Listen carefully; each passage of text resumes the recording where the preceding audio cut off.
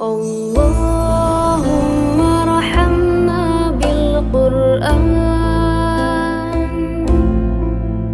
واجعله Bismillahirrahmanirrahim. Assalamualaikum warahmatullahi wabarakatuh. Waalaikumsalam warahmatullahi wabarakatuh. Alhamdulillah alladzi allafa baina qulubina wa asbahna bi ni'matihi ikhwana. Asyhadu an la ilaha illallah wahdahu la syarika lah wa asyhadu anna Muhammadan 'abduhu wa rasuluhu la nabiyya wa la rasula ba'dah. Allahumma salli wa sallim wa barik ala hadzal nabiyil karim nabiyyina Muhammadin sallallahu alaihi wasallam wa ala alihi wa sahbihi wa man sara ala nahjihi ila yaumil qiyamah amma ba'du. Faqala Allah ta'ala fi kitabihil karim a'udzu billahi minasy syaithanir rajim. Ya ayyuhalladzina amanu taqullaha haqqa tuqatih wa la tamutunna illa wa antum muslimun. Wa qala aidan ya ayyuhalladzina amanu taqullaha wal tanzur nafsum ma qaddamat lighad wattaqullaha innallaha khabirum bima ta'malun. Wa qala aidan ya ayyuhalladzina amanu taqullaha wa qulu qawlan sadida yuslih lakum a'malakum wa yaghfir lakum dzunubakum wa may yuti'illaha wa rasulahu faqad faza fawzan 'azima. Shadaqallahul 'azim wa shadaqa rasuluhul karim wa nahnu 'ala dzalika minasyahidin wal dzakirin. Ibu-ibu yang dirahmati Allah Subhanahu wa taala. Ibu masih ingat saya ya, Bu ya? Ya, biasanya kalau ustadznya ganteng itu sering diingat.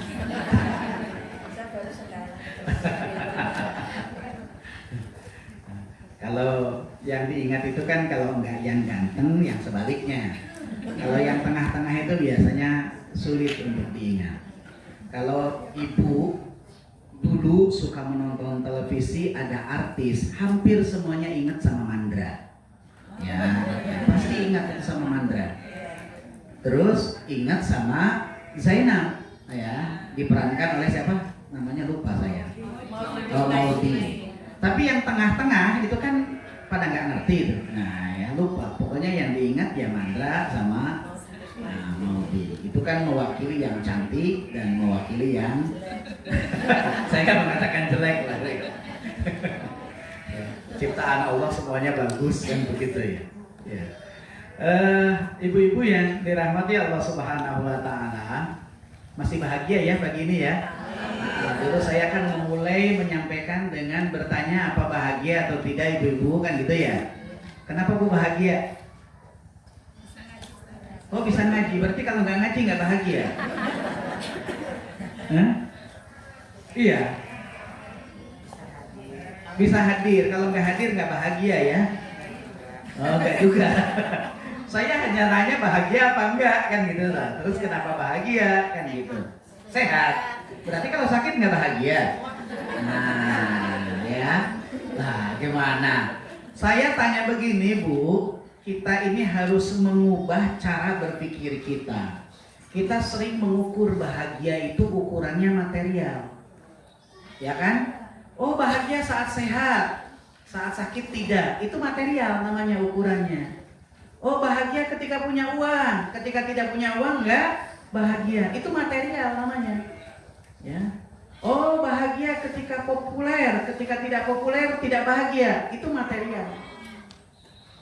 Ya. Kenapa saya katakan material?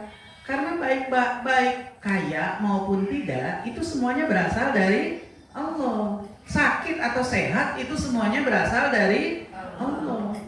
Ya kalau kita tidak bahagia ketika kita sakit, itu berarti kita kurang menerima dengan apa yang Allah berikan. Padahal bisa jadi keadaan sakit itu adalah keadaan yang terbaik menurut Allah untuk kita. Walaupun hawa nafsu kita mengatakan ini keadaan yang tidak baik. Disitulah Al-Quran mengatakan jadi lupa ya. Nah, asa an tuhibbu syai'an wa huwa khairul lakum. Bisa jadi apa yang kamu sukai itu sesungguhnya menurut Allah lebih buruk. Ya. Wa asa an takrahu syai'an wa huwa khairul lakum. Dan bisa jadi apa yang kalian benci itu di mata Allah yang terbaik untuk kita. Nah, maka kenapa Imam Al-Ghazali kemudian mendefinisikan bahagia itu adalah ketika keadaan hati kita, spiritualitas kita dalam keadaan yang terdekat dengan Allah. Itulah bahagia. Ya. Jadi bahagia itu saat kita terdekat dengan Allah Subhanahu wa Ta'ala, itu bahagia. Ya. Bukan karena hal-hal yang bersifat material. Nabi Ibrahim itu ketika ditanya kapankah saat-saat yang paling membahagiakan dalam hidupmu ya Khalilullah. Nabi Ibrahim mengatakan keadaanku yang paling membahagiakan dalam hidupku adalah pada saat aku berada dalam kobaran api. Nah, coba bayangkan. Dalam kobaran api, kalau penilaian kita mana bahagia, yang ada sengsara, sedih, ya, tragis kan begitu. Tapi Ibrahim mengatakan itulah saat-saat yang paling membahagiakan. Ya. Ibu tahu ceritanya, Bu? Enggak tahu? Mau? Ya, tahun depan. Nah, sekarang materinya hadis ya, bukan itu ya, Bu ya. Ya. Baik, ya itu hanya prolog saja. Kajian tentang bahagianya sangat panjang. Saya tidak bisa menguraikan kepada ibu-ibu pada kesempatan pagi hari ini ya. Ya, kita akan belajar apa yang menjadi tema kita pada pagi hari ini, yaitu hadis arba'in yang kedua. Dan ini kalau dikupas satu persatu pun tidak akan selesai pada pagi hari ini, karena ini hadis yang panjang. Hadis yang kedua. Ada yang hafal, Bu? Yang hafal hadis yang kedua, saya dapat berikan door prize, air minum. Door prize-nya air minum. Ya. Ya. Silahkan kalau yang punya bukunya bisa dilihat. Ya. An Ibnu Umar radhiyallahu anhu aidon, kata Rasulullah, bainama nahnu julusun inda Rasulillah sallallahu alaihi wasallam. Pada saat kami duduk, ini kata Umar, inda Rasulillah sallallahu alaihi wasallam, di sekitar Rasulullah sallallahu alaihi wasallam, dzata yaumin, pada satu waktu, ya, pada satu hari, ittala'a alaina rajulun, datang kepada kami seorang laki-laki, syadidu bayadis siyab, syadidu bayadis siyab. Laki-laki ini memakai pakaian yang sangat putih bersih. Putih bersih. Kalau putihnya pakaian ibu-ibu agak kekuning-kuningan bisa jadi. Ya.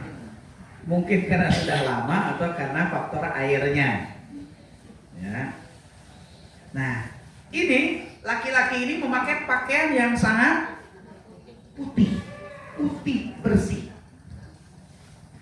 Kemudian syadidu sawadi sya'ri, rambutnya hitam sekali.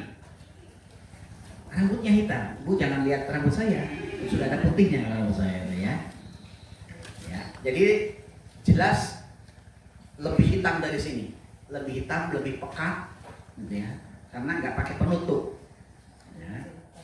Ya, kalau saya kenapa pakai peci? Ya karena kan kemarin gundul, gitu ya. Nah, kemudian kata Umar itu, la yuro alaihi asarus safari. Kami itu tidak tahu, tidak ada yang tahu Ya. Dari mana dia datang? Kan gitu ya. Dari mana dia datang? Wala ya'rifuhu bina ahadun. Ya. Dan kami pun tidak ada yang tahu satupun. Ya. Tidak diketahui dia dari mana, dan kami pun tidak ada yang tahu satupun kok tiba-tiba ada orang gitu ya. Nah, karena orang itu tiba-tiba langsung ini mengadukan lututnya, duduk di hadapan Rasulullah, ini bahasa Indonesianya gimana sih? Mengadukan lutut, kok mengadukan? Mempertemukan lutut Rasulullah, dia dengan Rasulullah, kan gitu. Kemudian memegang ke pahanya, memegang ke pahanya, jadi begini terus megang gitu ya. Bahasa Indonesia tuh miskin, jadi agak susah kadang-kadang membahasakannya. Ya, kalau bahasa Arab kan gampang. Ya, fa asnada rukbataihi ila rukbataihi wa wada'a kafaihi ala fakhidaihi, kan begitu. Jadi mempertemukan lututnya dengan lutut Rasulullah, lantas memegangkan telapak tangannya ke paha Rasulullah sallallahu alaihi wasallam. Wa qala, seraya berkata, "Ya Muhammadu, wahai Muhammad, akhbirni 'anil Islam." Berilah kabar kepadaku tentang Islam. Faqala Rasulullah sallallahu alaihi wasallam, lantas Rasulullah sallallahu alaihi wasallam menjawab, "Al-Islamu an tashhada alla ilaha illallah." Islam itu adalah bersaksi bahwa tidak ada Tuhan selain Allah. Wa anna Muhammadan Rasulullah. Dan sesungguhnya Muhammad itu adalah utusan Allah. Wa tuqimas shalah, menegakkan sholat dan menegakkan sholat. Wa tu'tiyaz zakat, dan mengeluarkan zakat. Wa tasuma Ramadan, dan berpuasa pada bulan Ramadan. Wa tahujjal bait, dan berhaji ke Baitul Haram. Ini istata'ta ilaihi sabila, jika kamu mampu. Itulah Islam yang dikatakan oleh Rasulullah Shallallahu Alaihi Wasallam. Qala, laki-laki itu berkata, "Shadaqta." Nah, kamu benar. Leres. Nah, ada bahasa Jawanya leres ya. Kamu benar. Sampean leres. Nah, fa'ajabna, lah kami itu heran, kata Umar. Kami heran kepada dia, gitu ya. Yas'aluhu wa yusaddiquhu. Dia itu bertanya tapi juga membenarkan. Lah coba, nanya kok membenarkan. Biasanya orang nanya itu karena tidak tahu. Lah ini nanya kemudian membenarkan. Maka Umar kok heran ada orang kayak begini ini, kan begitu ya. Nah terus qala, laki-laki itu berkata lagi, "Fa'akhbirni 'anil ihsan." Oh maaf. Qala fa'akhbirni 'anil iman. Kemudian apa yang dimaksud dengan iman? Nah, orang ini tanya lagi begitu. Qala Rasulullah sallallahu alaihi wasallam menjawab, iman itu adalah antu'mina billahi wa malaikatihi.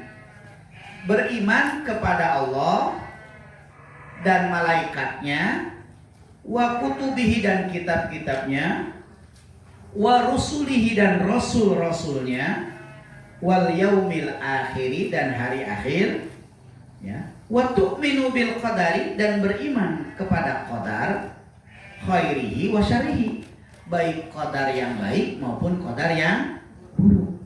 Nah, tadi makanya saya awali dengan ibu bahagianya karena apa ya Bu ya? Kalau sakit itu berarti qadarnya qadar yang baik atau yang buruk Bu? Ya, menurut kita itu qadar yang buruk, ketetapan Allah yang buruk, sakit itu ya. Tapi itu harus kita yakini, itu berasal dari Allah, kan gitu. Terus qala shadaqta. Kemudian laki-laki itu membenarkan lagi. Leres gitu kan itu ya. Qala akhbirni 'anil ihsan. Kemudian orang itu bertanya lagi, berilah kabar kepadaku tentang ihsan. Apa yang dimaksud dengan ihsan itu?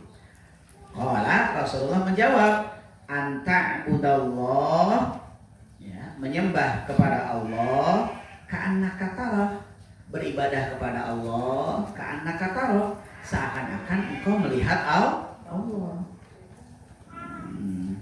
Fa illam takun tarah, jika kamu tidak melihat Allah, fa innahu yara, maka sesungguhnya Allah itu melihatmu. Itulah ihsan. Qala fa akhbirni 'anis sa'ah. Kemudian orang itu bertanya lagi, berilah kabar kepadaku tentang as-sa'ah, tentang hari kiamat. Ya. Terus Rasulullah Shallallahu Alaihi Wasallam menjawab, mal mas'ulu anha bi'a'lama minas sa'il. Ya. Rasulullah menjawab, mal mas'ulu anha bi'a'lama minas sa'il. Orang yang ditanya tidak lebih tahu daripada orang yang bertanya. Orang yang ditanya tidak lebih tahu daripada yang bertanya. Qala, terus orang itu tidak komentar apa-apa gitu ya. Qala, kemudian bertanya lagi, akhbirni an ammaratiha. Ya. Berilah kabar tentang tanda-tanda hari kiamat.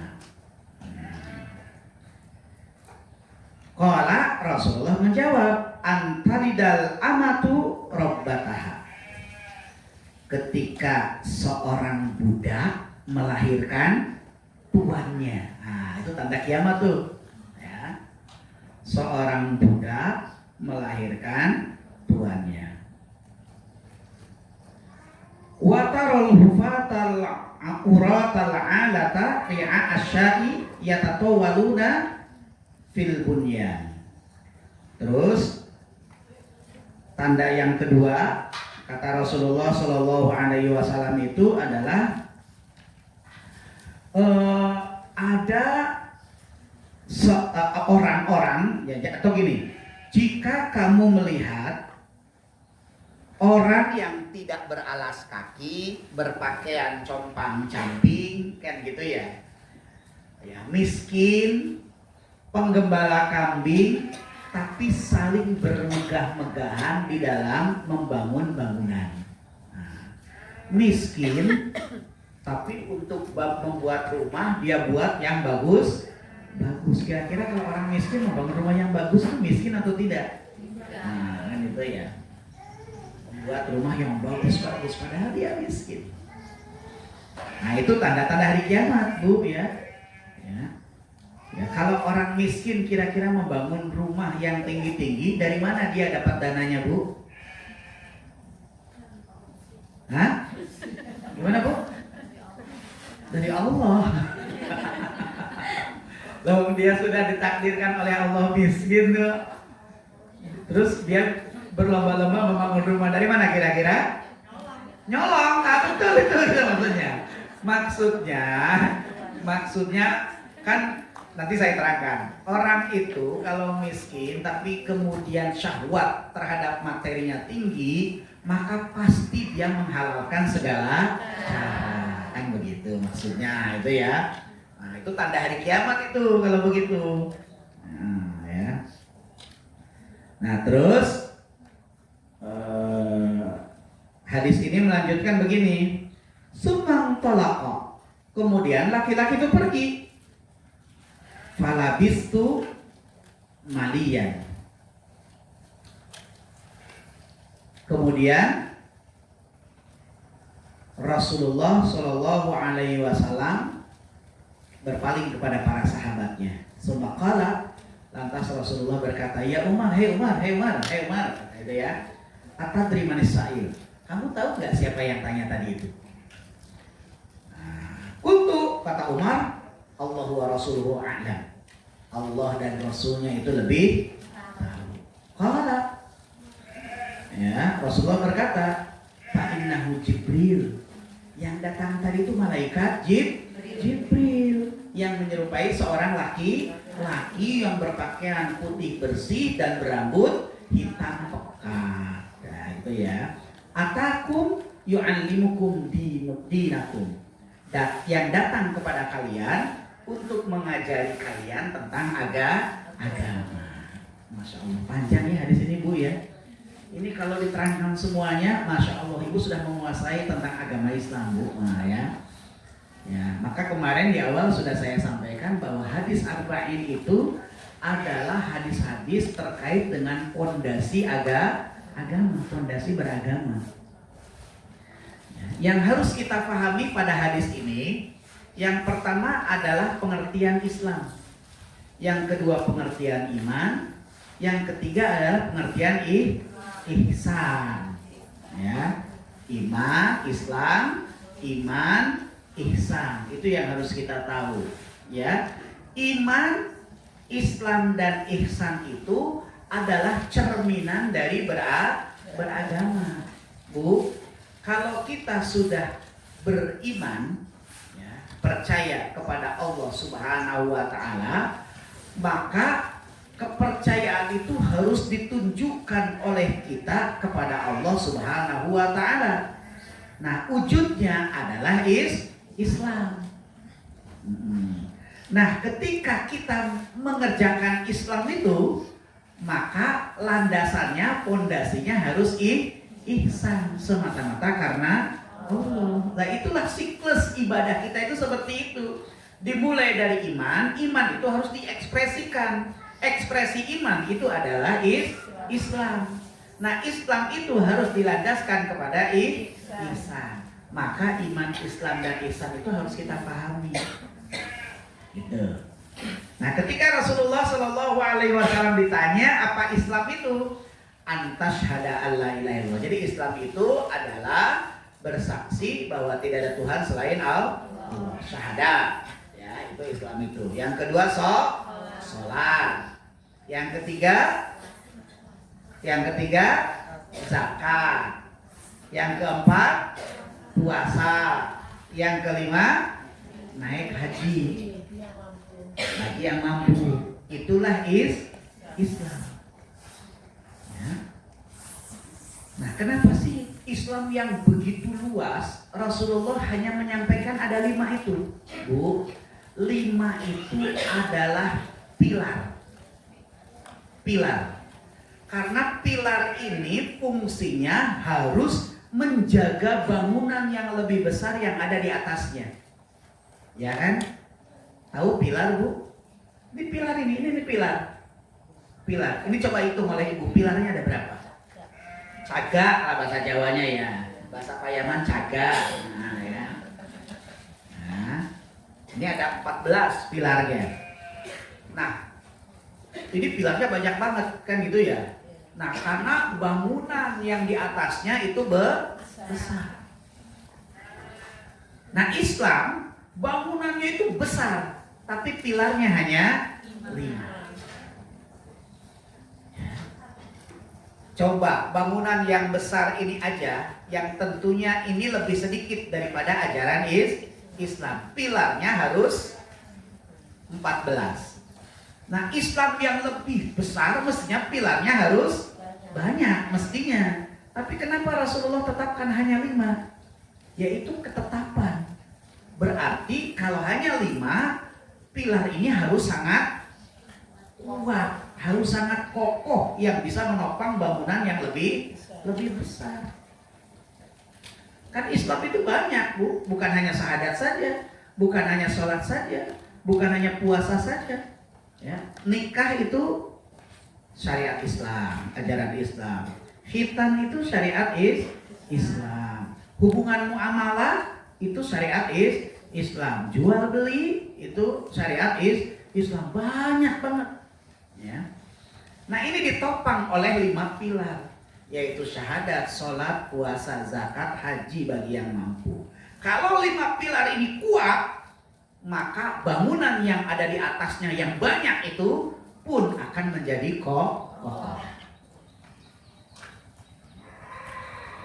Ya. Yang pertama syahadat. Bu, saya tanya, Ibu kapan mulai mengucapkan syahadat yang benar-benar Ibu ucapkan dengan penuh kesadaran diri? Kapan, Bu?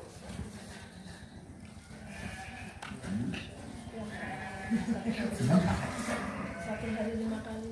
Berarti kan itu kan sholat. Ini saya tanya itu karena bisa jadi ibu itu belum bersyahadat dengan penuh kesadaran hati. Syahadatnya hanya pada saat sholat. Karena ibu keturunan orang tua Islam. Nah ini harus kita evaluasi ibu. Karena kalau syahadat ketika kita sholat itu formal bacaan, bukan kesadaran yang kita bangun dalam hati kita tentang syahadat, bahwa kita hanya mengakui Allah sebagai satu-satunya Tuhan. Bu, ibu kalau nggak punya uang bisa hidup nggak bu? Hah? Bener nih yang saya tanya. Ibu nggak punya uang bisa hidup nggak? Hah? Bisa. Hidupnya bisa tapi keadaannya. Hah? Nggak bisa bu. Nah itu berarti syahadatnya harus diperbaiki. Nggak punya uang nggak bisa hidup, syahadatnya perlu diperbaiki. Berarti kalau tidak ada uang tidak bisa hidup, dia seakan-akan telah menuhankan uang. Nah, orang tua kita dulu hidup nggak bu nggak ada uang? Hidup. Nah, nyatanya bisa melahirkan kita, ya, sampai kita juga berkeluarga. Dulu nggak ada uang zaman orang tua kita zaman dulu. Ya, dia cuma punyanya kacang panjang. Dari barter ya, kacang panjang. Ya, sudah jadi oseng-oseng pun tetap namanya kacang panjang, padahal sudah pendek kan gitu ya. Sayur apa? Oseng apa? Kacang panjang. Nanti wong cendek-cendek. Pendek-pendek. Ya tetap kacang panjang. Belum bisa hidup. Nah ini maksud saya akidahnya perlu kita perbaiki, syahadatnya. Ketika kita mengatakan bahwa tidak ada Tuhan selain Allah Subhanahu wa Ta'ala, maka pengakuan ketuhanan itu hanya kepada Allah Subhanahu wa Ta'ala, tidak yang lain. La ma'buda illallah, tidak ada yang disembah, tidak ada yang diibadahi selain Allah. La ilaha illallah, tidak ada Tuhan selain Allah. La rabban illallah, tidak ada Tuhan selain Allah. Tidak ada Tuhan pemelihara selain Allah. Kan itu yang harus dibangun. Bu, kalau bicara syahadatain panjang ini. Ya. Nanti bicara syahadatain itu arti syahadatain. Kandungan syahadatain.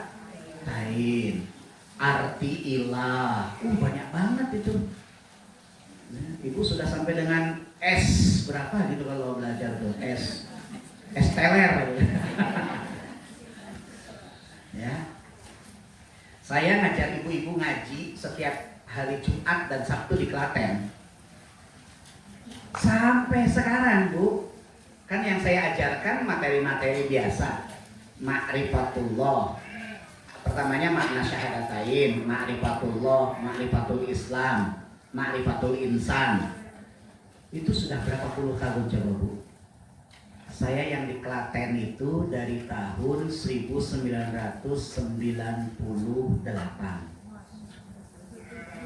Nah, itu di Klaten. Yang di Wedi hari Sabtu itu dari tahun 2009 kalau tidak salah. Apa 2000?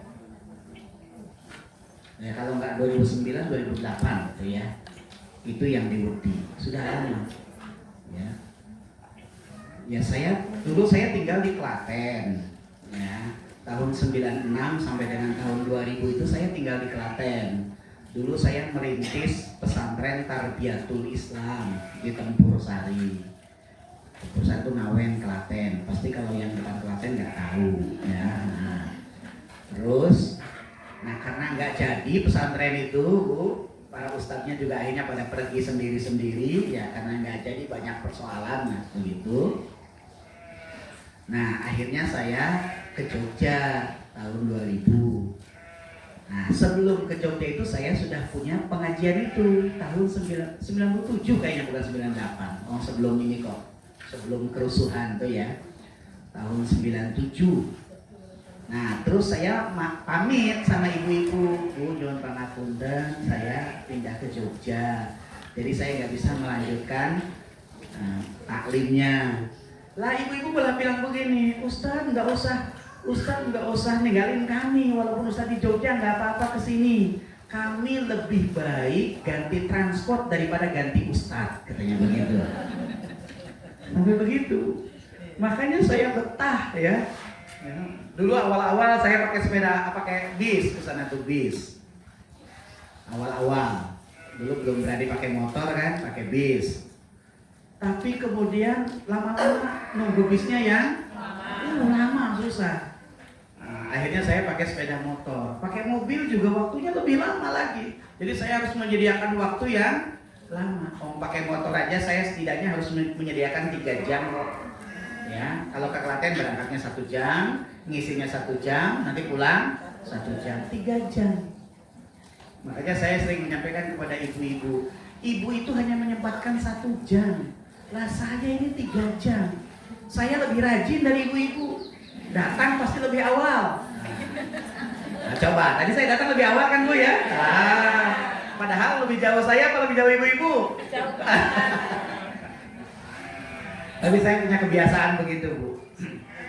Dan nggak usah riku kalau saya datang lebih dulu, karena saya memang biasa lebih awal. Jam sekian saya pokoknya harus berangkat dari sana. Nanti nyampainya kan kita nggak tahu di jalan itu bannya bocor lah atau apa kan begitu. Jadi harus ada space waktu. Jadi banyak kalau kita membahas syahadatain. Oh itu luar biasa Bu kalau kita membahas syahadatain. Tapi kita harus mencoba. Mungkin Ibu hadirkan hati kita, betul-betul Ibu mengucapkan syahadatain, bukan pada saat kita melakukan kegiatan ibadah yang lain. Sehingga kesannya kita ini betul-betul sudah masuk Islam, bukan hanya sekedar keturunan. Ya, kalau keturunan membaca syahadat yang tidak disengaja, kan gitu ya. Itu pun syahadatnya kalau benar saat tahiyat. Ya. Padahal saat tahiyat itu syahadatnya kepada Bu. Asyhadu alla ilaha illallah. Kalau saat sholat itu wa asyhadu anna Muhammadan abduhu wa rasuluh. Tapi kalau syahadat masuk Islam itu bukan wa asyhadu anna Muhammadan abduhu wa rasuluh, tapi wa asyhadu anna Muhammadan Rasulullah. Muhammadan Rasulullah. Kok beda? Karena pada saat sholat posisi kita dengan Nabi Muhammad itu sama sebagai hamba Allah yang punya kewajiban ibadah. Tapi di luar sholat pengakuan kita bahwa Nabi Muhammad itu adalah utusan Allah. Sama begini. Ketika ibu ada mungkin yang profesinya apa ya? Profesinya guru misalkan gitu ya, atau kepala sekolah. Nah, ketika dalam pekerjaan, oh betul posisinya sebagai kepala sekolah. Tapi ketika makan bareng itu sudah nggak ada kepala sekolah. Ketika makan bareng ya sama posisinya sebagai ya orang yang makan kan gitu ya, sama posisinya. Ya begitu. Presiden sholat pun ketika sholat mah dia jadi jamaah, ya. Jadi presiden itu ketika di luar dia memimpin pemerintahan. Nah Rasulullah kira-kira begitu. Saat sholat Rasulullah itu sama dengan kita sebagai hamba Allah. Makanya kita membacanya wa asyhadu anna Muhammadan abduhu wa rasuluh.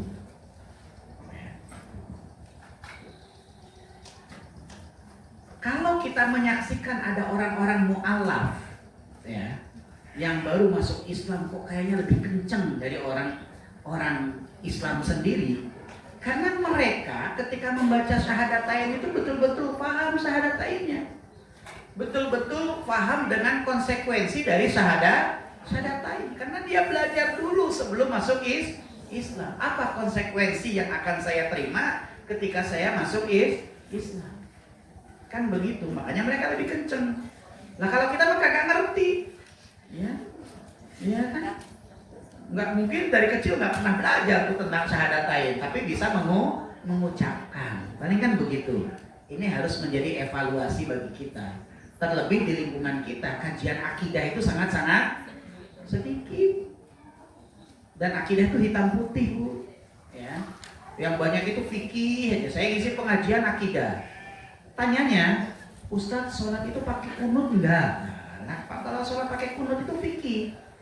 Ustadz kalau sholat pakai usoli tidak? Itu sudah masalah fikih. Kajiannya akidah, tapi pertanyaannya fikih. Karena masyarakat kita sudah terlanjur ya belajar agamanya dimulai dari fikih. Maka wajar misalkan ibu menemukan ada orang kaya haji, ya haji loh, tapi juga suka cari penglaris. Mana itu ya? Banyak nggak yang begitu? Banyak, Bu. Banyak cari penglaris. Bahkan hajinya juga dari cari penglaris itu. Nah, dia mengatakan mencari penglaris itu urusan usaha, bukan urusan agama. Oh, nyatanya saya sholat, saya sodako, saya zakat, saya haji, gitu ya. Nah, itu ternyata persoalannya karena lemahnya pemahaman akidah. Ya. Waktu saya ke sana itu, Bu, kan saya punya saudara di Malang. Nah, terus saya mencoba mendekati Gunung Kawi, kan yang sering dijadikan tempat untuk cari itu kan Gunung Kawi, itu daerah Malang Selatan. Bu, Masya Allah ya, mobil-mobil yang turun dari Gunung Kawi itu bagus-bagus, Bu. Alphard, Pajero, saya juga pakai Pajero, cuman beda. Kalau saya kan Pajeronya panas Jogo Jero. Ya. Kalau sana Pajero beneran, bagus-bagus itu yang turun. Kita kan heran, ya Allah, masa ke gunung kok mobilnya bagus? Orang-orang gunung kok mobilnya bagus-bagus. Nah, ketika saya tanya itu di masyarakat itu bukan orang sini, itu orang jauh-jauh ke sini yang ngalah penglaris. Oh, gitu. Ini masalah akidah, berarti masalah syahadatain. Nah, masalah syahadatain. Maka kalau ngaji selain hadis ini, Bu, sebaiknya Ibu ngaji yang lainnya. Misalkan kajian akidah gitu ya. Sama kajian sirah nabawiyah. Kalau saya kok merasa pentingnya itu. Kalau tafsir, Bu, menurut saya mending lebih didahulukan itu akidah dan sirah nabawiyah. Karena kalau tafsir itu membutuhkan konstruksi berpikir yang itu kita harus punya modal dulu gitu loh. Jadi lebih mudah paham.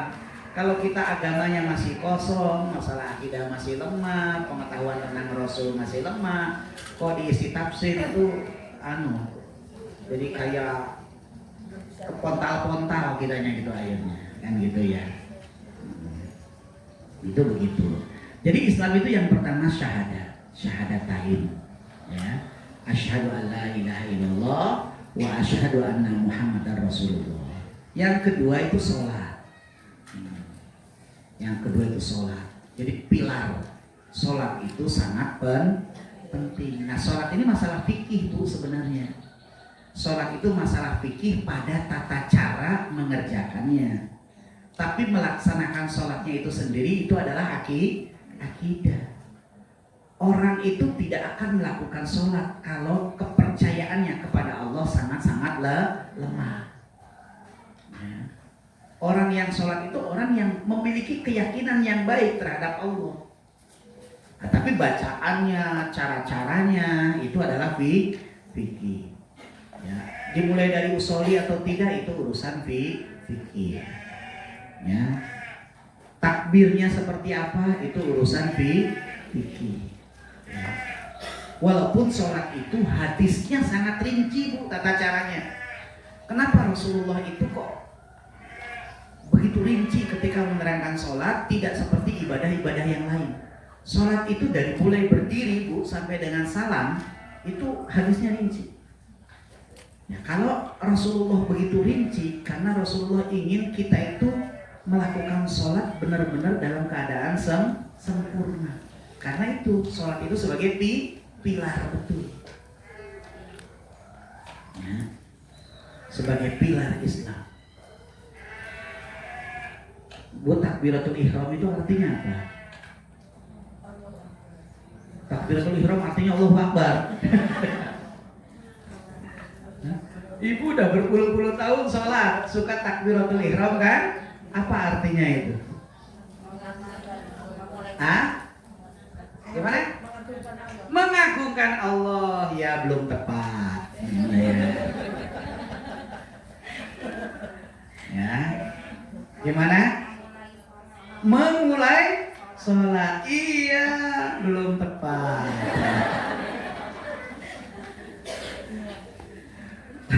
Nggak ada yang tahu. Ya. Mohon maaf, saya itu agak suka bercanda ya Bu ya. Jadi takbiratul ihram itu takbir yang mengharamkan segala sesuatu yang dilarang dalam sholat. Makanya ihram haram. Bu, makan itu halal apa haram? Halal. Dalam keadaan sholat halal apa haram? Haram. Makanya disebut dengan takbiratul ihram. Kalau kita sudah takbiratul ihram, makan itu jadi haram. Makanya jangan sholat sambil ngemut permen karet. Haram itu. Ngobrol itu halal. Tapi ketika kita sudah takbir, Allahu Akbar, ngobrol itu menjadi haram. Makanya jangan habis takbir, kok bar sholat mampir neng Yujum kan? Tuku sayuran ya, aku kurang itu Lombok kan? Itu jadi haram. Makanya disebut dengan takbiratul ihram. Nah, kita menyebut Mekah Madinah itu sebagai tanah haram, haramain. Nah, haram melakukan segala hal yang dilakukan di Masjidil Haram dan Masjid Nabawi. Apa yang haram dilakukan? Misalkan yang haram itu berburu. Berburu di sana itu haram, Bu. Makanya walaupun merpatinya banyak, Ibu jangan sampai tangkap siji kok kenang-kenangan. Nggak boleh. Kita geber gini aja nggak boleh, Bu. Geber, tahu geber ya? Geber itu nggak boleh. Yang menghalau, nggak boleh. Yang boleh itu kita taruh jagung di sini, nah, terus ngasih makan itu boleh. Itu di Masjidil Haram. Ya, dan sama Masjid Nabawi. Makanya disebut dengan haramain. Saling membunuh itu tidak boleh, kan gitu. Ya banyak lah. Nah itu kita berbicara fikih kalau itu. Maka sholat itu tata caranya fikih. Tapi mengerjakan sholatnya itu akidah. Sholat. Ya, setelah sholat puasa. Ya. Puasa ini juga sama, melaksanakan puasanya fikih. Tata cara puasanya fikih, tapi melaksanakannya itu akidah. Apalagi puasa yang tidak kelihatan ya Bu ya. Puasa itu antara diri kita dengan Allah Subhanahu wa Ta'ala. Ya, ini nanti pembahasan tersendiri puasa. Bagaimana tata caranya ya. Bagaimana melakukan puasa yang benar-benar berkualitas. Itu ada. Biasanya kalau menjelang Ramadan kan ada kajian song-song Ramadan. Nah itu dimanfaatkan walaupun puasa ini bukan hanya puasa Ramadan. Terus zakat. Yang diwajibkan itu adalah zakat. Ya. Kalau sedekah itu sunnah. Sedekah, infak itu hukumnya sunnah. Zakat itu hukumnya wajib. Tapi infak sedekah itu walaupun sunnah itu amalan yang paling dicintai oleh Allah Subhanahu wa Ta'ala dan dirindukan oleh orang yang sudah meninggal dunia. Itu sedekah, Bu. Ya. Orang yang sudah meninggal itu kalau dia diberi kesempatan hidup, dia ingin menjadi ahli sedekah. Kenapa sebabnya? Yaitu keterangannya panjang. Ya suatu saat lah gitu ya. Saya itu punya jamaah Bu, punya jamaah orang Malang, dokter dua-duanya, suami istri dokter. Nah, tidak punya anak, nikahnya sudah lama. Dokter, dia seorang dokter, tahu bahwa harapannya sangat kecil. Terus konsultasi ke saya ketika itu. Ilmu manusia itu kan tidak absolut, tidak mutlak, tapi relatif. Yang mutlak itu adalah ilmu Allah, dan keputusan Allah itu bersifat absolut. Nah, ketika manusia mengatakan ini sudah tidak bisa, ya sudah, berarti jangan bergantung kepada manusia, bergantunglah kepada Allah. Jadi pintu manusianya kita tutup, sekarang kita buka pintu langit, dan begitu ya.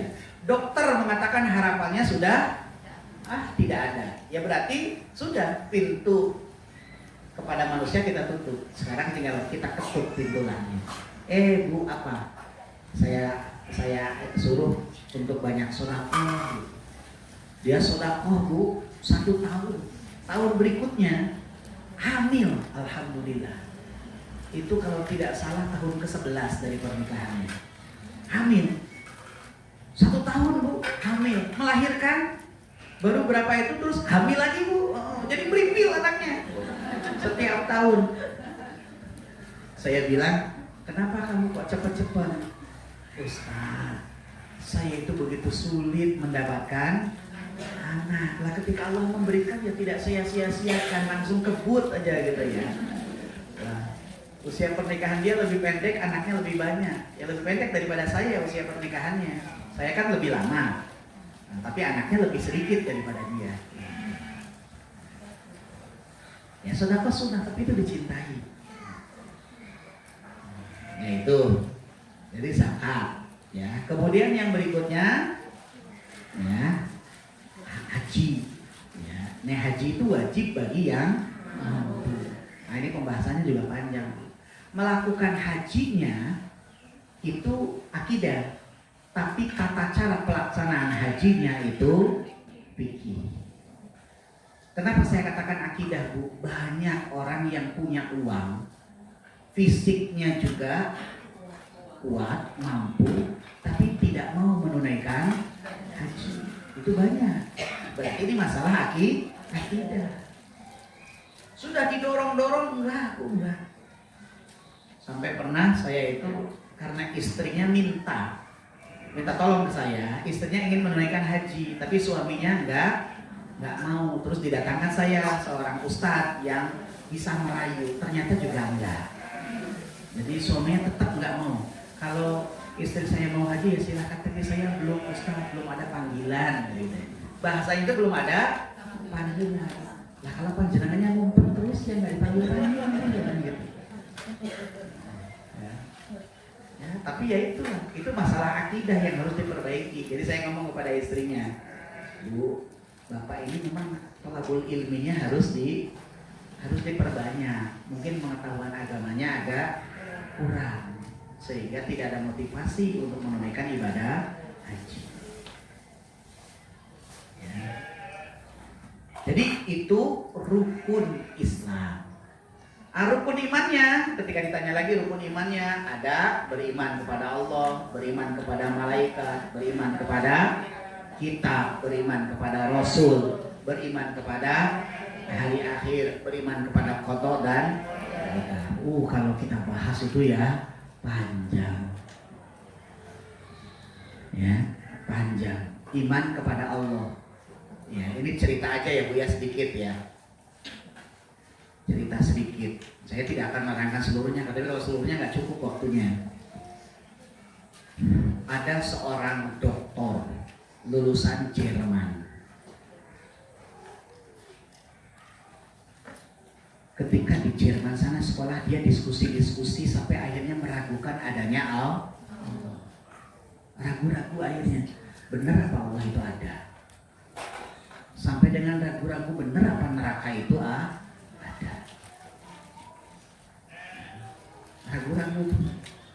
Nah pulang ke Indonesia, lantas kegamangan dia itu dia konsultasikan kepada Pak Kiainya dulu waktu mondok.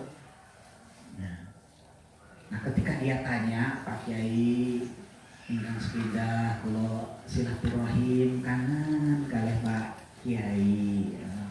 Nah saiki kowe ngendi le? Kula teng mriki saniki Pak Kiai gitu ya. Nah terus ora le sekolahmu anu Pak Kiai kula nembe wangsul saking Jerman. Oh gitu ya. Terus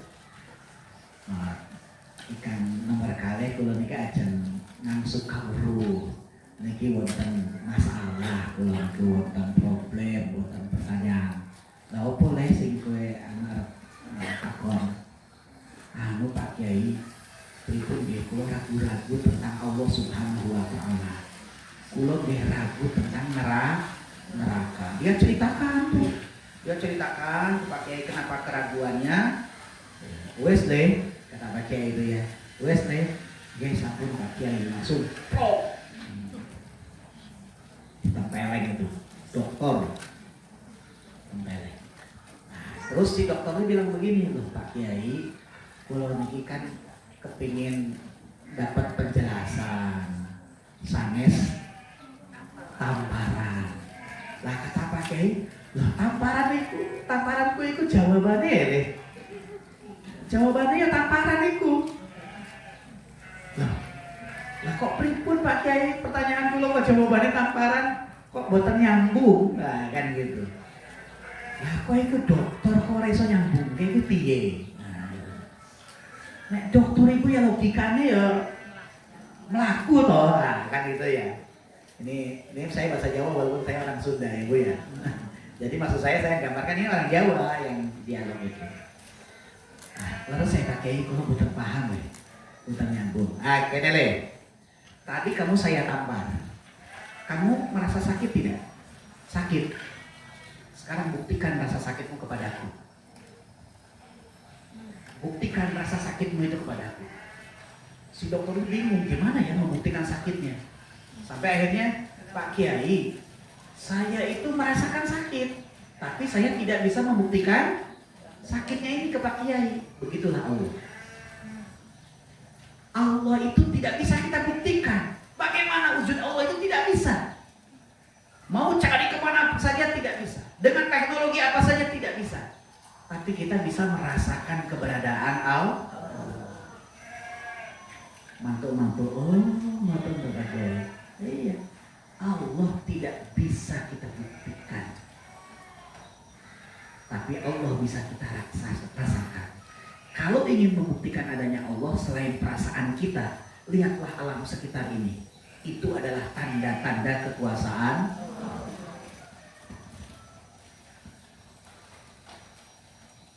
Terus, yang kedua, kamu tadi meragukan neraka. Karena bahasa kamu nggak mungkin toh iblis itu merasakan sakit kalau dihukum di neraka. Berarti neraka bukan tempat hukuman. Karena iblis itu diciptakan dari api. Dan neraka juga api. Masa api sama api kok menyiksa? Nah, panas. Ya nggak mungkin nih. Nah gitu ya. Nah, terus Pak Kiai tadi bilang gini. Kamu tadi aku tampar pakai apa? Pakai tangan Pak Kiai. Tangan ini unsurnya ada kulit, ada daging, ada tulang, ada otot. Yang saya tampar apa? Pipi. Unsur pipi apa? Kulit, daging, tulang, otot. Kowe ora? Oh nggih Pak Kiai, saya ya sakit. Jadi kamu jangan punya persepsi sendiri. Ya. Jangan punya persepsi sendiri dengan ketetapan Allah. Nah, ya akhirnya punya pengetahuan semakin mantap beragamanya. Nah ini ibu-ibu yang dirahmati Allah Subhanahu wa taala, kita lihat ya. Ya membahas tentang iman kepada Allah saja itu panjang sekali. Ya, iman kepada malaikat itu ya panjang sekali. Ya memang kalau kita tidak paham berarti ngaji kita masih sangat-sangat lemah. Ilmu kita tentang agama masih sangat cetek kan begitu ya. Ya, makanya tolabul ilminya harus lebih dikuatkan. Makanya ayat yang pertama kali turun itu tentang ilmu. Iqra bismi rabbikal ladzi khalaq. Khalaqal insana min 'alaq. Iqra wa rabbukal akram alladzi 'allama bil qalam 'allamal insana ma lam ya'lam. Itu iman. Nah, yang ketiga yang harus kita pahami itu pengertian tentang ihsan. Karena apapun yang kita lakukan dalam kehidupan ini harus ihsan. Apa ihsan itu? Kita melakukan ibadah seakan-akan menyaksikan Allah.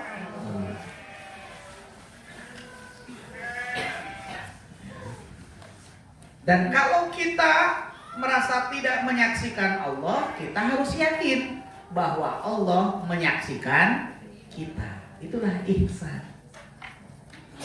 Artinya sumbernya ini ya harus ikhlas. Ada hubungannya dengan hadis yang pertama kemarin. Orang yang ikhlas itu pasti orang yang ketika melakukan ibadah dia membayangkan bahwa dirinya melihat Allah. Dan kalau dia tidak bisa membayangkan melihat Allah, dia yakin betul bahwa Allah tahu dengan apa yang dia lakukan. Itu ihsan. Ya. Semua ibadah kita harus begitu. Ketika kita melakukan sholat, melakukan puasa, melakukan zakat, melakukan haji. Jadi kalau ibu mau haji itu bukan karena ingin mendapatkan tambahan gelar di depan namanya. Para sahabat itu hajinya berkali-kali, nggak ada yang pakai haji Umar bin Khattab, nggak ada. Haji Utsman bin Affan tidak ada. Nah, di Indonesia kalau nggak dipanggil haji itu marah ya. Terus sampun haji loh Pak. Lah emang kalau sudah haji kenapa? Nah, enggak kok niku kiran ha. Lah hajinya berapa kali? Oh 5 berarti.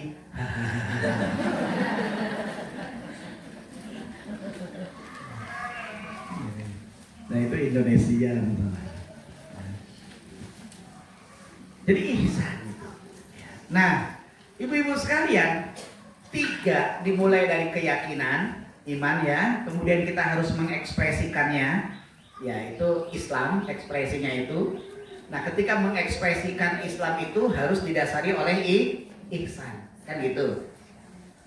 Ini bisa kita capai kalau kita tahu, kita sadar betul bahwa kehidupan manusia itu akan berakhir. Dunia ini akan berakhir. Maka Rasulullah ditanya tentang hari kiamat. Orang yang selalu ingat kematian, orang yang selalu ingat dengan hari kiamat, maka dia akan selalu tumbuh semangatnya untuk menjalankan syariat agama. Ya, dia akan selalu termotivasi terus tumbuh berislamnya. Ya, karena berislamnya tumbuh, akhirnya dia semakin yakin, kepercayaannya semakin kuat, imannya semakin meningkat, kan begitu. Itu karena memiliki rasa takut. Lah kalau kita malas-malesan, karena kita ini nggak tahu, nggak pernah belajar mengingat tentang kematian, nggak pernah mengingat tentang hari kiamat. Bu, Rasulullah dan para sahabat itu setiap mau pergi pasti ngasih wasiat, ditaruh di bawah bantalnya, ya kan? Ini kan dulu sudah saya sampaikan kan, ya sebulan yang lalu. Amanatnya, nek aku mati, engkau enek gitu ya, wasiat. Itu begitu karena sadar betul kematian itu tidak ada yang tahu, kiamat tidak ada yang tahu. Nah kalau kita suaminya ngasih wasiat gitu, langsung kita ngomong, ibu-ibu ngomong, Mas, bojo ngomong kayak ngomong aku dia, engkau mati tenangan. Ya. Jadi kalau membicarakan tentang mati itu kok takut seakan-akan mau segera mati. Ya padahal bicara tentang kematian itu penting untuk mengingatkan kita. Lah tetangga saya kemarin hari Ahad itu jalan pagi dengan istrinya. Saat jalan itu tiba-tiba langsung lemes, gitu ya. Dibawa ke RSUD Wirosaban itu. Jam 10 tidak ada. Jam 10 tidak ada. Ya. Malamnya saya diminta memimpin yasinan, ya, tapi tidak pakai tahlilan. Ya, yasinan, terus doa, tausiah. Inginnya 3 hari berturut-turut keluarga ya kita ikuti lah gitu ya. Namanya kita bermasyarakat kan, ikuti. Jadi kesedihannya mungkin masih, maksudnya menghadirkan banyak orang itu biar keluarga tidak terlalu merasa sedih. Karena baru dimakamkan terus langsung sepi gitu ya. Kata Rasulullah SAW itu masa berkabung itu hanya 3 hari. Jadi kalau ibu itu mau layu tidak semangat itu 3 hari saja. Setelah lewat 3 hari itu harus tersenyum. Kan nggak ada yang tahu usia 60 tahun kurang 1 bulan. Ya, ulang tahunnya tanggal 12 Desember. Itu teman saya, tetangga, teman ya, suka ngaji gitu, maksudnya di forum. Dia suka ngundang teman-teman untuk ikro di rumahnya, baca Al-Kahfi di rumahnya. Teman-teman gak ada yang menyangka juga. Ya, tapi itulah cara Allah Subhanahu wa Ta'ala. Makanya kenapa Rasulullah ditanya tentang tanda-tanda hari kiamat. Ya. Tanda-tanda hari kiamat dalam hadis itu gimana katanya Bu? Yang pertama,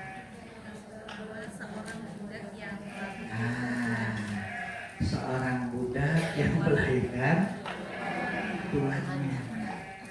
Ini kira-kira gimana maksudnya Ibu ya? Hah? Macam-macam penafsirannya.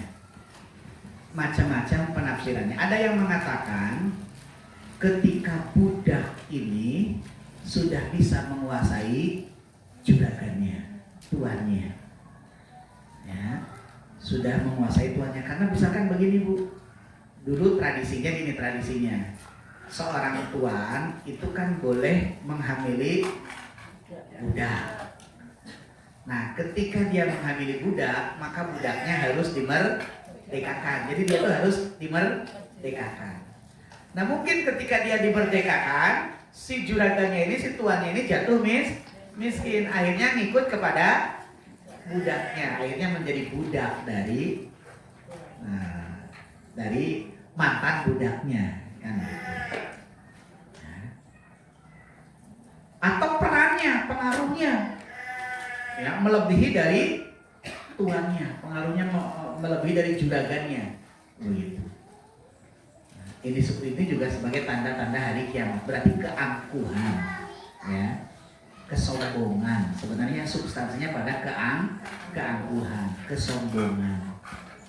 Ketika kesombongan itu sudah menjadi karakter manusia, itu berarti sudah dekat dengan hari kiamat. Sekarang sudah banyak nggak yang sombong Bu? Kalau kaya sombong mah wajar, wes miskin sombong meneh. Jadi ketika sombong, angkuh, apalagi takabur, itu sudah menjadi karakter masyarakat, itu menunjukkan kiamat itu sudah dekat. Cuman dekatnya seberapa, wallahu a'lam bishawab. Ya. Yang kedua tandanya ketika berlomba-lomba mencari kehidupan dunia. Sampai ke orang miskin saja yang dipikirin bukan akhirat, yang dipikirin dunia, itu orang miskin. Ya, berarti kehidupannya telah dikuasai oleh kehidupan dunia. Padahal dunia ini bersifat sementara, kan gitu ya. Karena orang tuh mengejar dunia, pokoknya yang dia pikirkan bagaimana saya bisa dapatkan. Orang lain mau sengsara, mau kaya apa, itu urusan dia sendiri. Nah sekarang kan begitu tuh, anggota dewan kan begitu ya Bu ya, makanya kemarin ada demo kan itu ya. Rakyat miskin, rakyat megap-megap kan begitu. Ya itulah fenomena tanda hari kiamat. Itu tanda hari kiamat. Jadi orang itu sudah dikuasai hawa nafsunya oleh urusan dunia. Sampai yang tidak punya aja mikirnya urusan dunia. Bukan kemudian begini, ya Allah, hidup saya ini kurang. maka saya tidak mau menyia-nyiakan hidup saya ini selain hanya untuk berpasrah diri kepadamu, beribadah kepadamu. Kan bukan begitu. Kan pernah ada sahabat yang begini Bu. Abu Hurairah itu kan miskin Bu, Abu Hurairah ya. Hidupnya itu di masjid. Maka Abu Hurairah, Anas itu disebut dengan Ahlus Suffah. Ahlus Suffah itu yang hidup di masjid, hidupnya ditanggung oleh Baitul Mal. Dulu ada Baitul Mal. Tapi mereka tugasnya belajar aja. Tugasnya belajar. Ya harusnya tuh yang jadi ustadz-ustadz tuh kayak begitu loh Bu ya. Kalau ingin ustadz-ustadz tuh ustadznya dibiayai oleh masjid hidupnya gitu loh. Tugasnya hanya belajar. Makanya ustadz itu tidak akan ada yang mengajarkan sampai sesat gitu. Ngomongnya nggak akan ngawur karena tugasnya belajar. Lah kalau sekarang ustadznya disibukkan oleh urusan mencari hidup, mencari kehidupan. Ya, pengetahuannya tidak bertambah-tambah begitu. Terus ngisi-ngisi di mana-mana. Nah, ketika ngisi yang disampaikan berdasarkan pemahaman dirinya. Nah, akhirnya ya begitu pemahamannya. Jadi bisa jadi bertentangan dengan syariat agama atau ada yang kurang pas dengan syariat agama. Nah, mereka itu miskin. Pernah bertanya kepada Rasulullah, ya Rasulullah enak banget ya jadi orang kaya. Nah, enak gimana? Ya pasti mereka kan punya lebih luas, punya lebih kelapangan untuk memperoleh surga. Beda dengan kami yang miskin. Lah kok bisa? Nah mereka dengan kekayaannya itu bisa semakin memudahkan mereka ke surga. Sementara kami kan tidak. Terus kata Rasulullah begini, ya tidak begitu. Kamu juga sama dengan mereka. Tuh mulutmu, tanganmu, itu bisa memasukkan kamu cepat menuju ke surga. Artinya tidak ada ruang yang tidak bisa dimiliki oleh orang untuk banyak melakukan kebaikan. Makanya jangan sampai dunia yang dikejar, urusan dunia yang dikejar. Kalau urusan dunia yang dikejar, maka kita akan ketinggalan dengan urusan-urusan akhirat. Begitu ya Bu ya. Itu kira-kira inti dari hadis yang kedua. Mudah-mudahan bisa kita tangkap. Kurang lebihnya mohon maaf yang sebesar-besarnya. Ya, sampai dengan 10:30 ada 10 menit. Kalau nanti ada pertanyaan saya persilakan. Assalamualaikum warahmatullahi wabarakatuh. Waalaikumsalam warahmatullahi wabarakatuh. Ini kalau dibedah mungkin nggak cukup setahun ya Ustaz ya, keduanya. Tapi Masya Allah sudah sangat memberikan dasar-dasar yang inti ya, berislam, beriman, dan berihsan. Untuk itu waktu yang masih ada, saya persilahkan kalau ada yang jamaah ingin bertanya, monggo. Ada Ibu? Paham buatan gini kita tadi yang diceramahkan Ustaz? Insya Allah paham ya. Ya, ada yang bertanya? Alhamdulillah, monggo.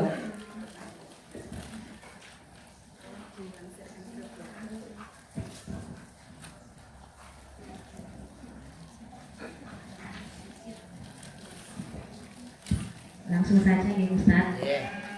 Saya ingin bertanya, tadi kan disebutkan tentang ihsan ya. Yang ingin saya tanyakan itu cara menerapkan ihsan dalam kehidupan kita sehari-hari itu pripun nggih?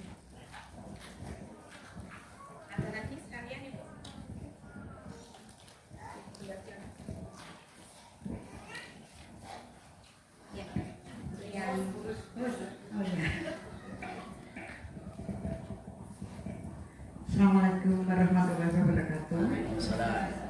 Yang kami tanyakan mengenai syahadat tadi Ustaz. Saya itu dari kecil kan Islam warisan dari orang tua ya. Jadi kok saya tuh seingat saya benar-benar membaca syahadat, benar-benar mengaku syahadat itu kok kayaknya belum pernah ya, cuman syahadat pokoknya mengakui kalau ini itu. Gitu ya. Iya. Terus pertanyaannya bagaimana gitu? Bagaimana Oh, ya, iya. gitu. Karena ya itu belum pernah itu saya benar-benar mau Iya.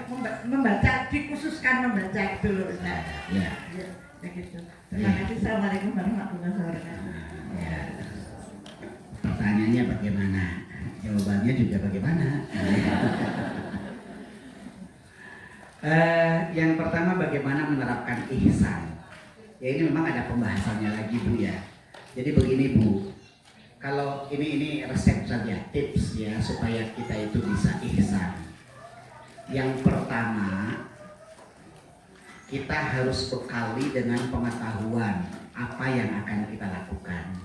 Kalau kita mau sholat, maka bekali kita dengan pengetahuan tentang sholat. Jadi kita paham dengan apa yang kita lakukan. Kalau puasa ya kita bekali ya pengetahuan tentang puasa. Ya. Terus mau apa saja, kita harus punya ilmunya tentang apa yang akan kita lakukan. Nah, dari pengetahuan itu, Bu, maka kita akan mudah untuk menghadirkan hati ketika kita melakukannya. Ya, menghadirkan hati ketika kita melakukan bahwa apa yang kita lakukan ini benar-benar hanya karena Allah. Bahkan seakan-akan saya melihat Allah begitu. Ya, kalau ketika ibu berusaha melihat Allah kayak muncul wajah suami ibu begitu ya, langsung dibuang lagi, dihilangkan. Ya. Itu. Yang kedua, sempurnakan tata caranya. Kalau ada bacaan, pahami bacaannya. Makanya kalau sholat kan ada bacaan. Ya harus ibu paham dengan bacaan itu. Tahu artinya lah kira-kira begitu. Pahami bacaannya. Itu yang akan merangsang kita hadir hati itu ketika kita melakukan ibadah. Ya, kalau puasa yang tidak ada bacaannya, pahami tata caranya. Tata cara puasa menurut syariat Islam itu seperti apa sih? Kan begitu. Ya. Haji ada bacaan dan tata caranya. Kita pahami tata cara dan bacaannya. Itu yang kedua. Supaya kita bisa ihsan. Yang ketiga, yang terakhir Bu, yang terakhir. Ketika kita melakukan ibadah, pasrahkan betul diri kita hanya kepada Allah. Ya pasrahkan sepenuh hati, sepenuh-penuhnya. Nah untuk membantu ya bagaimana kita memasrahkan dengan sepenuhnya itu, maka hal-hal yang akan mengganggu sholat itu kita hilangkan. Contohnya Bu ya, contohnya. Oh saya mau ke masjid. Ya, karena di masjid suka hilang sendalnya, ya jangan pakai sendal yang bagus. Nah itu caranya salah satunya. Karena itu yang akan mengganggu kita ketika sholat. Jadi kalau di masjid itu tidak berlaku ambil yang baik tinggalkan yang jelek, tidak gitu ya. Nanti kalau ambil yang baik tinggalkan yang jelek, nanti dipilih tuh sepatu yang paling baik mana kan gitu ya. Diambil tinggalkan yang dipakainya yang sudah jelek gitu. Itu bukan pada bab itu. Jadi hilangkan. Kalau ibu sedang sholat misalkan hilangkan, jangan masak gitu ya. Cek. Oh baterainya habis. Ibu jangan sambil masak tempe, jangan itu ya. Itu pasti akan mengganggu. Ya. Ada lintasan-lintasan berpikir yang akan mengganggu dalam ibu melakukan ibadah. Nah itu makanya harus dipasrahkan sepenuhnya diri kita kepada Allah Subhanahu wa Ta'ala. Jadi itu supaya kita bisa ihsan. Ya tentunya banyak hal yang lain yang harus kita jadikan bekalkan kepada diri kita sehingga kita betul-betul bisa ihsan. Yang kedua, kalau pertanyaannya beragama saya itu diterima atau tidak ya ketika saya merasa belum membaca syahadatain yang sebenar-benarnya, insya Allah diterima Bu. Ya, insya Allah diterima. Saya kira bukan ibu belum mengucapkan tapi lupa. Ya, lupa. Ya, mestinya yang paling ibu ingat itu kan, yang paling ibu ingat, yang paling ibu resapi itu pada saat akad nikah. Ya kan Bu? Pada saat akad nikah kan dimulai dengan istighfar dan syahadat. Masa nggak sadar ketika itu ya? Saat akad nikah kan ada itu. Jadi insya Allah diterima. Terus supaya memantapkan kita beragama, ya ibu sekarang lakukan lagi pengulangan terhadap syahadat yang lebih dikuatkan lagi didasarkan kepada kesadaran hati, kesadaran dan kehadiran hati. ucapkan lagi syahadatain bahwa saya hanya akan menjadikan Allah sebagai Tuhan saya dan saya menjadikan Muhammad Rasulullah saya sebagai utusan Allah, teladan bagi saya. Itu saja gitu. Ya Bu ya. Tidak perlu menyesali dengan apa yang pernah kita lakukan di masa dulu, tidak perlu. Kalau kita belum sadar nyesel banget gimana ya, kira-kira diterima nggak ibadah saya? Nggak usah mikir ke sana. Allah maha tahu. Ya kalau kita sekarang baru tahu, ya sekarang saja dimulai dengan kita mengucapkan syahadatain. Nanti ibu misalkan sholat duha, nanti setelah sholat duha ibu betul-betul mengucapkan syahadatain. Ini adalah syahadat yang saya baca betul-betul dengan sepenuh hati saya, dengan kesadaran diri dan kehadiran hati saya. Nah gitu ya Bu ya. Begitu saya kira ya. Ada lagi Ustaz pertanyaan? Ya, sebentar, belum Ustaz. Sudah ya Gus?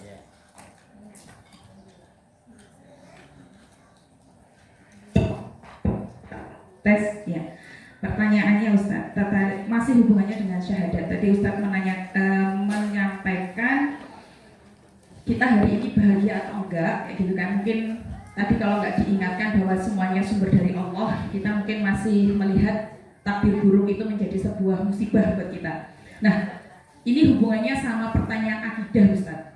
Banyak di antara kita kayaknya lebih ke ibu-ibu ya yang seringnya itu. Ibu-ibu tuh sifatnya panik. Yang kedua khawatiran, kemerungsungan. Semakin tua lihat anak belum selesai sekolahnya semakin menjadi keresahannya. Padahal umur nggak pernah tahu ya Ustadz ya bahwa kita akan meninggalkan dunia ini kapan. Nah pertanyaannya, kekhawatiran kita yang setiap hari itu menghampiri kita itu apakah bentuk kesyirikan kepada Allah Subhanahu wa taala Ustadz? Kekhawatiran, kepanikan, ketakutan, tidak yakin bahwa ternyata nanti Allah yang menggenggam semua urusan anak-anak kita, suami kita, bahkan rezeki kita. Kadang ada sesuatu yang belum kita punya, kita gimana caranya ini harus ada karena kebutuhannya segera. Akhirnya kita harus mencari-cari sesuatu yang sebenarnya itu bukan menjadi syariat, misalnya hutang, ya harus segera nih, kalau nggak utang nggak bisa gitu ya. Nah ini gimana Ustadz? Apakah itu bentuk kesyirikan kita kepada Allah, rasa khawatir itu? Sudah Bu ya. Sudah. Kalau pertanyaannya apakah itu bentuk kesyirikan? Ya itu syirkul asghar, syirik kecil. Ya itu syirik kecil. Tapi kalau itu dilangsungkan secara terus menerus sampai dengan dia kemudian tidak yakin lagi kepada Allah, ya dengan meninggalkan sholat, dengan meninggalkan puasa, dengan meninggalkan zakat. Ini hujan ya? Di atas sepeda motor saya itu ada jaket. Sama helmnya, Minta tolong. Jaketnya di kependopokan aja.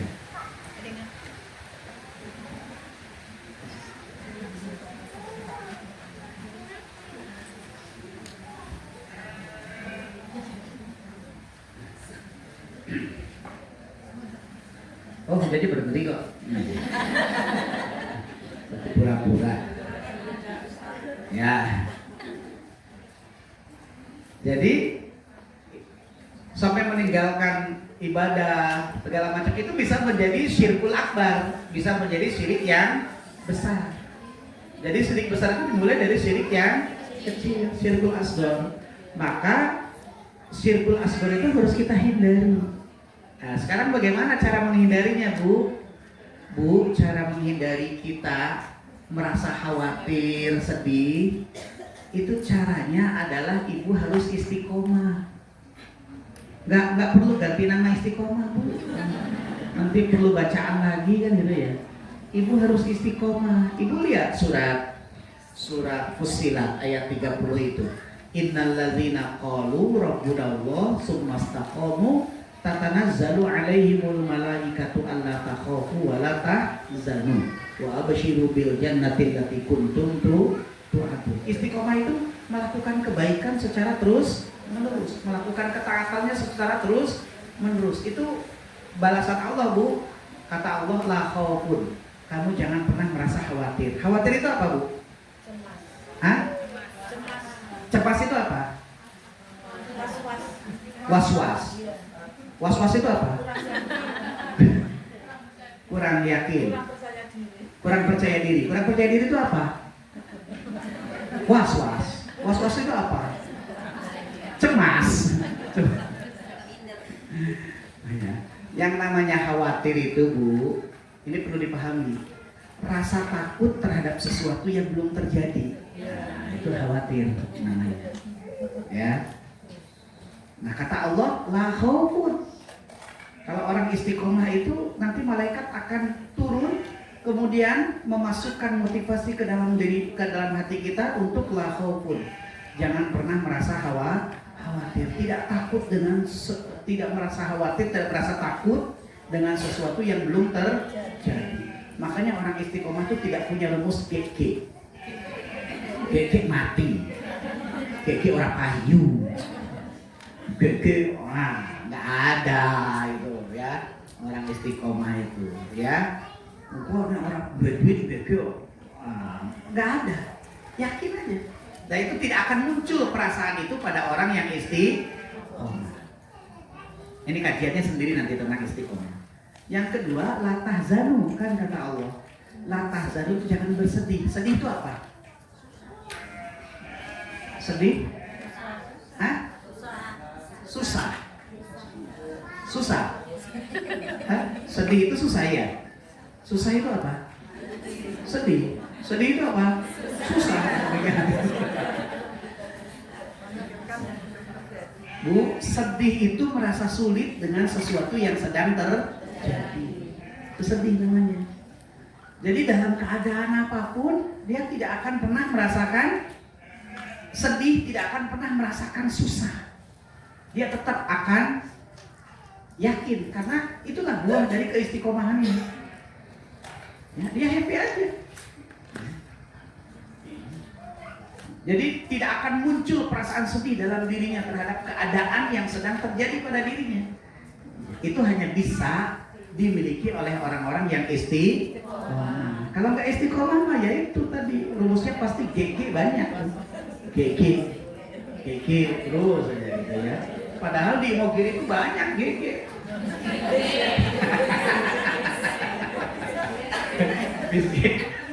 Bis GG. Oh ya. Nah itu begitu ya. Jadi seperti itu, nah, ya. Tapi nanti itu memang perlu pendalaman kajian tentang istiqomahnya, perlu kita kaji, gitu ya. Ya masih banyak lah PR kita mungkin terkait dengan pengetahuan kita. Saya kira begitu. Ya. Ada silakan. Mau tanya Ustaz. Kalau sholat itu kan ada batanya ya Ustaz. Kalau sholat misalkan lutut itu kan bata gitu ya. Kemudian berpuasa itu kalau makan itu bata. Kalau syahadat itu yang membatalkan apa Ustaz? Oh banyak. Mungkin bisa dijelaskan Ustaz. Wah itu sampai tahun depan nanti. Supaya kita itu berarti batal, harus mengulangi lagi syahadatnya itu ya Ustaz. Ya. Banyak Bu yang membatalkan syahadat Bu. Belum pernah membahas ini. Aduh kalau saya terangkan ya nggak cukup nanti. Kapan-kapan aja ya. Kapan-kapan suatu saat kalau ketemu lagi ya. Tapi kalau ibu ingin membaca buku yang menurut saya mudah dipahami, nanti tidak harus saya yang menerangkan, nanti bisa ustazah di sini. Ibu beli aja bukunya Kuliah Akidah karya dari Profesor Dr. Yunahar Ilyas, bahasa Indonesia ini ya. Itu rinci banget, sederhana, bahasanya mudah dipahami. Di situ ada hal-hal yang membatalkan syahadatain. Kalau tidak salah itu ada 20 poin di situ. Di buku ini ya. Di buku Ustaz Yunahar itu kalau tidak salah ada 20 poin yang membatalkan syahadatain.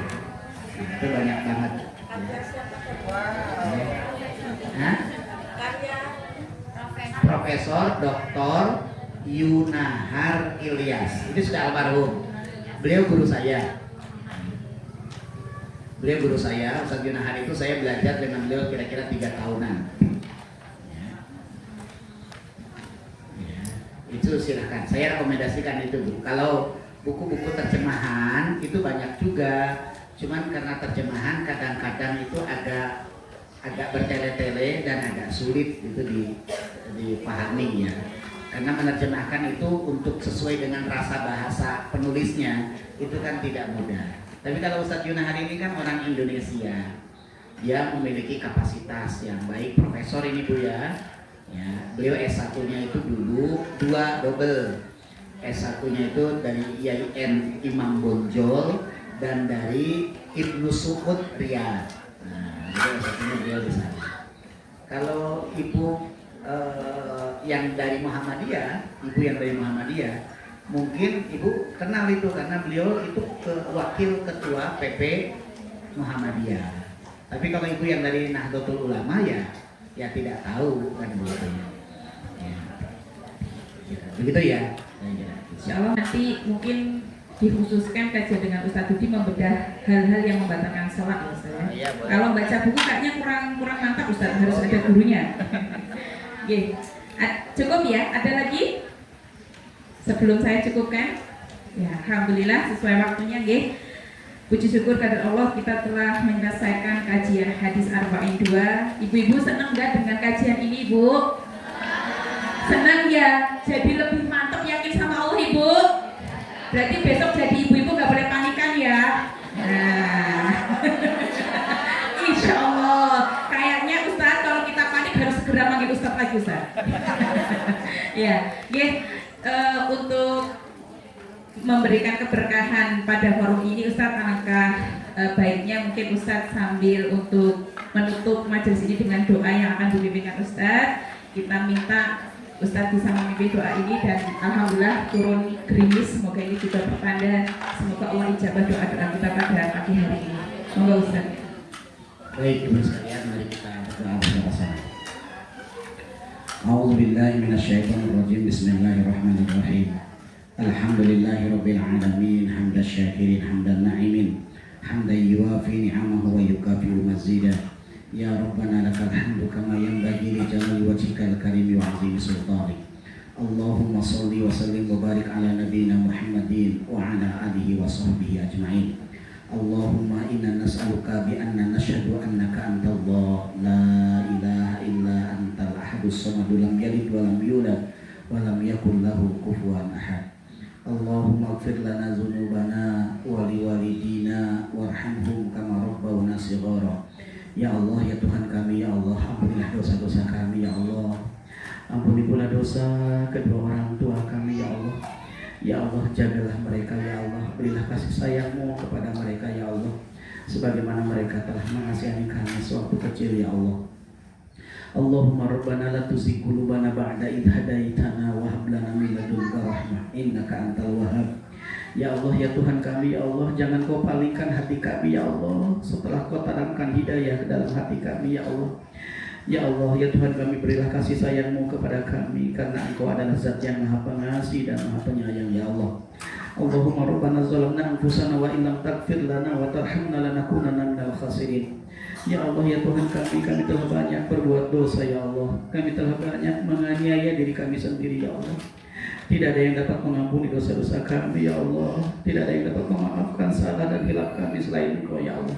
Ampunilah kami, ya Allah. Maafkanlah kami, ya Allah. Karena sesungguhnya kami adalah orang-orang yang merugi, ya Allah. Allahumma aslih lana dinana alladhi huwa ismatu amrina, wa aslih lana dunyana allati fiha ma'ashuna, wa aslih lana akhiratana allati ilaiha ma'aduna, waj'alil hayata ziyadatan lana fi kulli khair, waj'alil mauta rahatan lana min kulli syarr. Ya Allah, ya Rabb, ya Allah, perbaikilah urusan agama kami, ya Allah. Karena agamalah tempat kami berpegang saat ini, ya Allah. Perbaikilah urusan dunia kami, ya Allah. Karena dunialah tempat kami berpijak saat ini, ya Allah. Perbaikilah urusan akhirat kami, ya Allah. Karena akhiratlah tempat kami kembali kelak, ya Allah. Ya Allah, jadikanlah panjang usia kami, ya Allah, agar kami senantiasa melakukan ketaatan kepadamu, ya Allah. Dan jadikanlah kematian kami sebagai istirahat panjang kami dari berbuat maksiat kepadamu, ya Allah. Allahumma ya Allah, ya Allah, ya Tuhan kami, ya Allah. Anugerahilah kami anak-anak yang soleh, ya Allah. Anak-anak yang senantiasa berbakti kepada kedua orang tuanya, ya Allah, dan mengabdi kepadamu sebagai Tuhannya, ya Allah. Ya Allah, ya Tuhan kami, ya Allah, berilah kesuksesan kepada mereka baik di dunia maupun di akhirat, ya Allah. Ya Allah, ya Tuhan kami, berilah kesehatan kepada kami, ya Allah. Berilah kesehatan kepada keluarga kami, ya Allah. Berilah kesehatan kepada orang-orang yang kami cintai ya Allah. Ya Allah ya Tuhan kami, sembuhkanlah mereka dari berbagai penyakit ya Allah. Ya Allah, atas segala kuasa-Mu ya Allah, tidak ada penyakit yang tidak dapat disembuhkan. Karena sesungguhnya Engkau adalah zat yang telah menciptakan penyakit dan Engkau pula yang maha menyembuhkan ya Allah. Allahumma rabbana atina min ladunka rahmah wa hayyi lana min amrina rasyada. Allahumma arinal haqqa haqqa warzuqna ittiba'ah wa arinal batila batila warzuqna ijtinabah. Rabbana atina fid dunya hasanah wa fil akhirati hasanah wa qina adzaban nar wa adkhilna al jannata ma'al abrar ya aziz ya ghaffar ya rabbal alamin. Wa sallallahu ala Muhammad wa ala alihi wa sahbihi wa sallim. Subhana rabbika rabbil izzati amma yasifun wa salamun alal mursalin walhamdulillahi rabbil alamin.